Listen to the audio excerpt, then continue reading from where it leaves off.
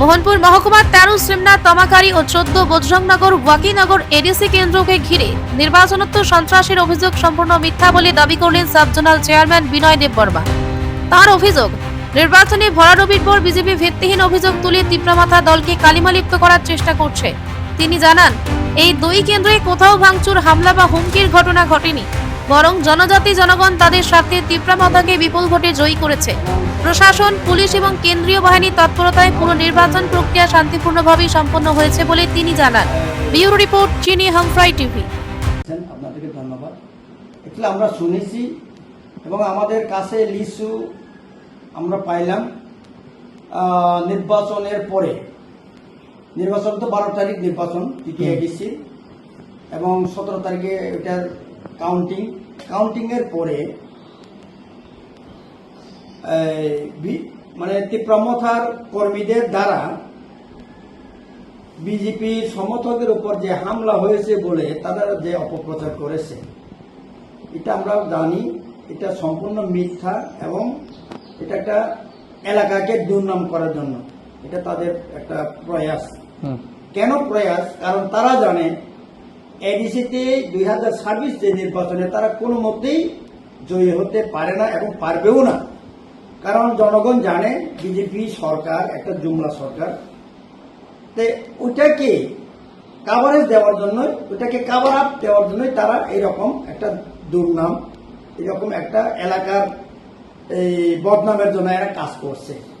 এদের এরা নির্বাচনের আগে এমনভাবে জনগণের উপর এরা কি বলে এটাকে হুমকি দমকি, যে সরকার আসলে এই করব সেই করব, টাকা পয়সা দিলেও নিতে চায় না জনগণ। এটার জন্য তারা খুব আসিল এবং তারা কোন মতেই বিশ্বাস করতে পারেনি যে জনগণের উপর। এটার জন্য তাদের একটা মনের আশঙ্কা এবং ভয় ঢুকে গেছিল। তার ফলে তারা ইলেকশনের পর থেকেই অনেক সুকল তথাকথিত কিছু নেতা, নিজেকে নেতা তারা মনে করে, তারা এলাকা ছেড়ে বিভিন্ন জায়গাতে তারা আশ্রয় নিচ্ছে এবং আবার তাদের আশা ছিল যে 17 তারিখে তারা যে কোনো প্রকারে হোক তারা জয়ী করবে। তাদের জনগণকে এইভাবেই বলে আসছিল, ভোট না দেও, কারণ বিকাশ দেববর্মা বলছিল যদি আন্দোলন দিল তারা ইয়েতে যাবে, পদ্ম ফুলে ভোট দিবে। এইরকম একটা তারা আশা ছিল যে সবাই আন্দোলনই মারছে, কিন্তু এটা পরে পদ্ম ফুলে গণনা হবে, এই ধরনের তাদের একটা আশা ছিল। এবং এটাও তারা আবার বলা হয়েছে, যদিও ভোটের মাধ্যমে আমরা যদি পাসও না করতে পারে, তারপরে আমরা রেগিং করে কাউন্টিংয়ে আমরা রেগিং করব।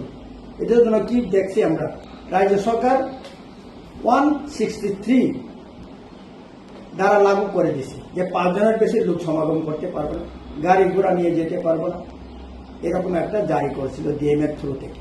কিন্তু তারপরেও মানুষ মানছে না।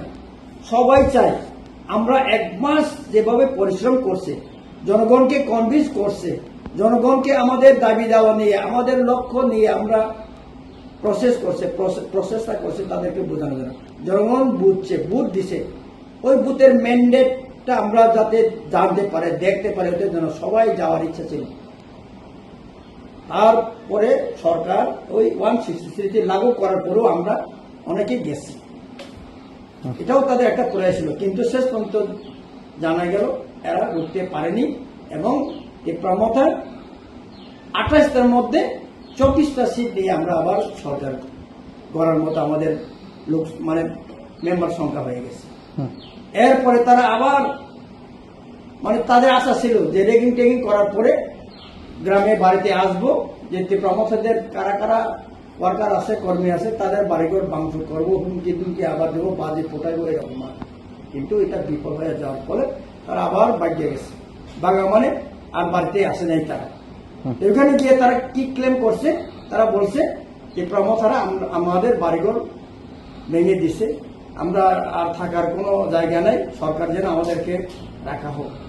এটা নিয়ে তারা ভগৎ সিংকে রাখা হয়েছিল, তাদেরকে মাংস ডিম জামাই আদরে রাখছিল। কিন্তু শেষ পর্যন্ত আমরা দেখছি, শেষ পর্যন্ত আমরা দেখছি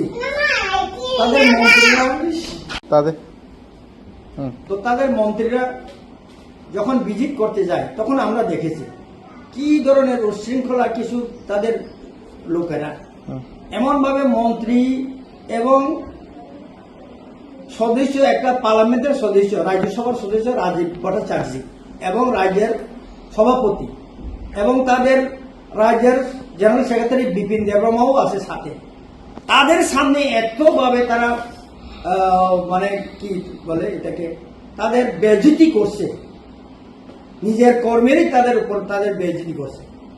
এই রকম ছেলেরা যদি তাদের কর্মী হয়ে থাকে, তারা কি ধরনের কর্মী, কি ধরনের ছেলে মেয়ে, তারা নিশ্চয়ই বুঝছেন কেন তারা বাড়ি ঘরে থাকতে পারছে না, কেন তারা এরিয়াতে তাদেরকে মানুষ চায় না, লোকজন চায় না, এরা তো অবশ্যই তারা বুঝছে। তো আমরা আজকে শুনছি আমরা প্রায় 34 জনের মতো লিস্ট বাইরে হয়েছে, তাদেরকে দেওয়া হবে ক্ষতিপূরণ এবং তহসিলদার এবং একজন সিনিয়র ইঞ্জিনিয়ার তাদের সাথে তারা গেছে, সার্ভেতে গেছে, কার কার বাড়ি ভাঙছে, কার কি ঘর ভাঙছে, কার কি ক্ষতি হয়েছে, তহসিল লিস্ট করব এবং ইঞ্জিনিয়ার তাদের এস্টিমেট করব। আজকে আমরা এটাই বলতে চাই, যে লোকের যে বিজেপির সাপোর্টার, নিজেকে সাপোর্টার বলে, তার কোনো কিছু হয়নি, তার 100টাও তাদের হয়নি, ক্ষতি হয়নি, তাদের এক টুকরা কি বলে জিনিসও তাদের বাড়িঘর থেকে কিছু করা হয়নি, তার বাড়ি পাশ দিয়েও মানুষের যায় না, এত ঘৃণা করছে তাদেরকে, কেন তাদের ঘর ভাঙতে যায়, তাদেরকে মানে এত ঘৃণীয় লোক, তারা এত নির্লজ্জ লোক, মানুষ তাদের কাছে যাইতেই চায় না, তাদের মুখ দেখতেই চায় না, কেন আমরা তাদের বাড়ি ঘরে গিয়ে যাব, ক্ষতি করব। আমরা শুনছি তাদেরকে ক্ষতিপূরণ দেওয়ার জন্য সরকার প্রয়াস করছে। তো এইটাই আমরা বলতে চাই, যেখানে নির্বাচনের কিছু আগেও একটা ক্লাইমেটিক কারণে, আবহাওয়ার কারণে সিল পড়ার ফলে অনেকজন প্রায় 500 অত্র এলাকাতে 500 ফ্যামিলির মতো ক্ষতিগ্রস্ত হয়েছে। এটাও সার্ভে হয়ে গেছে, ফটো সহ জমা দেওয়া হয়েছে, তাদেরকে ক্ষতিপূরণ দেওয়া হয়েছে না। অথচ যে লোকেদের বাড়িঘর কিছু হয়েছে না, তাদেরকে কেউ কোনো হুমকিও দেওয়া হয়নি, কেউ কিছু বলেনি। এই সমস্ত লোকদেরকে তারা রাজনৈতিক স্বার্থে ক্ষতিপূরণের নামে কিছু টাকা দেওয়ার জন্য তারা একটা প্রয়াস চালাচ্ছে। এটাকে আমরা একদম খোলা মনেই আমরা ওইটাকে প্রতিবাদ জানাই। এই ধরনের ঘৃণীয় রাজনৈতিক, এই ধরনের ষড়যন্ত্র রাজনৈতিক এটা না করলেই ভালো। যদি কিছু হয়নি তারপরে ভেঙেছে বলে যদি তারা ক্লেম করে, তারা যদি বলে থাকে, তাহলে জনগণ তাদেরকে আমার মনে হয় কনসিডার করবে না। কারণ না করে যদি করে, কারণ যেহেতু তারা এখন বলছে আমাদের ঘর ভাঙছে, আমরা ক্ষতিপূরণ পাইছে, কে ভাঙছে? অবশ্যই কেউ না কেউ ভাঙছে, তারপরেই তো ক্ষতিপূরণ। তাহলে তারা অবশ্যই কেস করবো যে কোনো জনের নামে। এই রকম আমরা মানব না এটা। যদি কোনো কেস হয় বা কোনো মানুষের উপর আরোপ হয় ইলিগেলি, তখন আমার মনে হয় প্রশাসন এটা থামাইতে খুব কষ্টে লাগবে। আপনার নাম? আমি বিনয় দেববর্মা, সুন্দরী সাবধান চেয়ারম্যান। এই এলাকার নাম? এলাকা হচ্ছে বরকাঠাল। এখানে 2টা আছে, কনস্টিটিউয়েন্সি আছে, 13 সিগনা তমাকারী এবং 14 ওয়াকিনগর ভুজংনগর। 2টা কেন্দ্র? 2টা কেন্দ্র। প্রশ্ন